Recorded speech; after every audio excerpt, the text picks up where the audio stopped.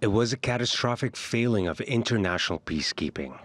The genocide of Srebrenica tarnished the reputation of the United Nations and exposed the inability of leading nations to work together and deal with such conflict.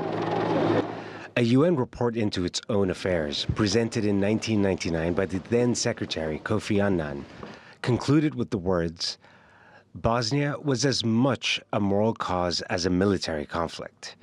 The tragedy of Srebrenica will haunt our history forever."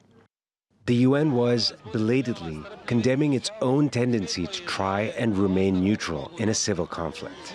You refuse to confront what is effectively an enemy, an aggressor who are killing civilians, because you may have to negotiate with them for humanitarian access. But that is largely the position that was taken. Things were changing in the way the international community could respond. Srebrenica and its horrors became a watershed. Within weeks, NATO forces had bombarded Bosnian Serb positions, too late for many. But it forced the start of a peace process, leading to the 1995 Dayton Accords, which ended the wars in the former Yugoslavia, spearheaded by the US and its negotiator, Richard Holbrooke, signed in Paris in December of that year. At the same time, a quiet legal process was finding its feet.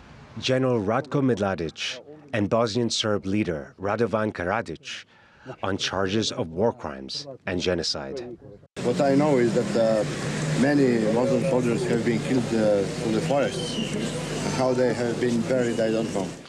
When Kosovo was threatened by Serbia in 1999, there was a concerted reaction as NATO intervened to end violence between ethnic Albanians and Serbs. The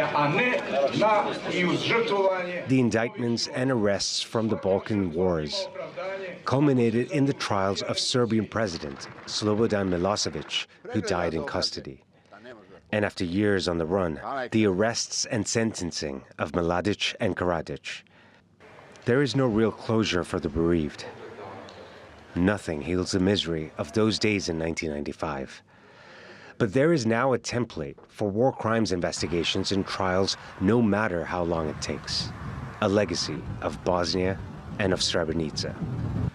Rahul Radhakrishnan, TRT World.